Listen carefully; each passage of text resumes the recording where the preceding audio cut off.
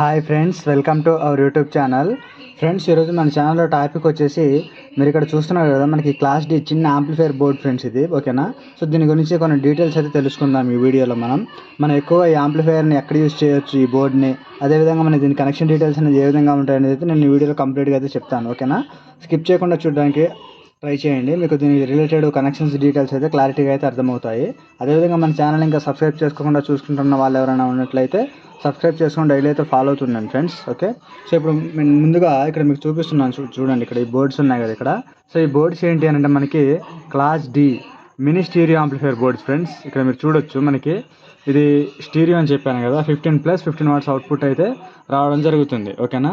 Next మనకి దీంట్లో మెయిన్గా మనం పవర్ సప్లై, అదేవిధంగా ఆడియో ఇన్పుట్, స్పీకర్ అవుట్పుట్ గురించి అయితే మాట్లాడుకున్నట్లయితే, సో ఇక్కడ మీరు చూసుకున్నట్లయితే ఇక్కడ ఆర్, గ్రౌండ్, ఎల్. ఆర్ అంటే రైట్, గ్రౌండ్ అంటే మనకి నార్మల్గా గ్రౌండ్ ఉంటుంది కదా మైనస్ అది.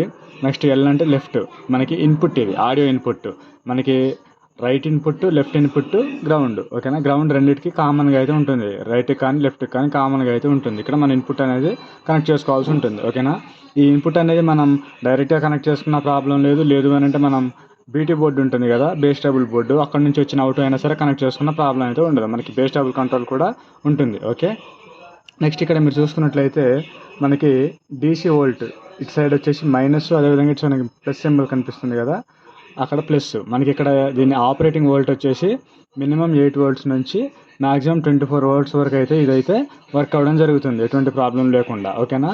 అయితే మనకి స్పీకర్ అవుట్పుట్లు వచ్చేసి ఇక్కడ మీరు చూసుకున్నట్లయితే, ఓకేనా, మనకి ఇక్కడ ఎల్, అదేవిధంగా ఇక్కడ ఆర్ అని రాసి పెట్టింది కదా. ఎల్ అంటే మనకి left side speaker output plus minus, అదేవిధంగా ఆర్ అంటే right side speaker output plus minus, okay.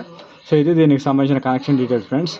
ఇప్పుడు మనం దీన్ని నార్మల్గా ఎక్కువగా ఎక్కడ యూజ్ చేస్తాం ఏంటి అని అంటే మనకి టీవీ టెక్నీషియన్స్కి అయితే యూజ్ అవుతుంది ఎక్కువగా. ఎందుకు అని అంటే మనకి ఎల్ఈడి టీవీస్లో ఆడియో ఐసీ డ్యామేజ్ అయినప్పుడు సర్క్యూట్లో మనం దాన్ని రిప్లేస్ చేసే బదులు డైరెక్ట్గా ఈ బోర్డ్స్ యూజ్ చేసుకొని డైరెక్ట్గా మనం ఆడియో అవుట్పుట్ అనేది రానప్పుడు రిపేర్ చేసుకునే అవకాశం అయితే ఉంటుంది. మనకి ఎల్ఈడి టీవీ బోర్డ్స్లో రిపేర్ అవ్వని పక్షంలో అంటే కేసెస్లో ఈ బోర్డు అనేది యూజ్ చేసుకోవచ్చు.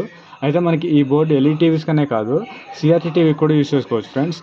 మనకి ఇక్కడ మీరు ఇన్పుట్ దగ్గర డైరెక్ట్గా మనం సెటాప్ బాక్స్ నుంచి ఇచ్చిన పిన్స్ ఉంటాయి కదా, ఆ పిన్స్ అనేది కనెక్ట్ చేసుకున్నట్లయితే సరిపోతుంది వైర్ సహాయంతో. నెక్స్ట్ ఇక్కడ స్పీకర్ అవుట్పుట్ దగ్గర 2 లెఫ్ట్ రైట్ స్పీకర్స్ ఉంటాయి టీవీస్లో కాబట్టి దాన్ని కనెక్ట్ చేసుకున్నా సరిపోతుంది.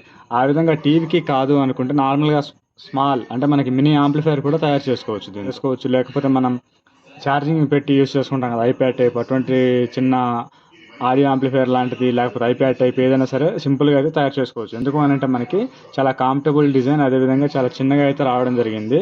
మనకి దీని సైజు ఇక్కడ మీరు చూసుకున్నట్లయితే మనకి 1 ఇంచుకి కొంచెం పెద్దగా ఉంది అంతే, ఓకేనా. చాలా యూస్ఫుల్గా అయితే ఉంటుంది ఫ్రెండ్స్ ఈ మనకి బోర్డు అనేది. అందులో క్లాస్ డి కాబట్టి మనకి ప్రాబ్లం కూడా ఎక్కువగా అయితే రావడం అయితే ఉండదు, ఓకే. అదేవిధంగా హీట్ కూడా ఎక్కువగా అయితే ఉండదు. ఎందుకు అని అంటే మనకి వోల్టేజ్ అనేది మనం నార్మల్గా డీసీలో 12 volts ఇచ్చుకున్నాం ఎక్కువగా కాబట్టి మనకి 12 volts అయితే అవైలబుల్గా ఉంటుంది. బట్ మనకి ఇక్కడ 24 volts వరకు ఇవ్వచ్చు మ్యాక్సిమం వోల్టేజ్. సో మనకి రన్నింగ్ టైం కూడా ఎక్కువగా ఉంటుంది, సో ఓకేనా. సో ఇది ఫ్రెండ్స్ ఈ బోర్డు గురించి. మీకు ఇంకా దీన్ని డైరెక్ట్గా కనెక్షన్ డీటెయిల్స్, టెస్టింగ్ కూడా కావాలి అనుకున్నవారు కామెంట్స్లో చెప్పినట్లయితే నేను నెక్స్ట్ వీడియోలో చేయడం జరుగుతుంది, ఓకేనా. ఫ్రెండ్స్, వీడియో నచ్చితే లైక్ చేసి సపోర్ట్ చేస్తూ ఉండండి. Thank you for watching.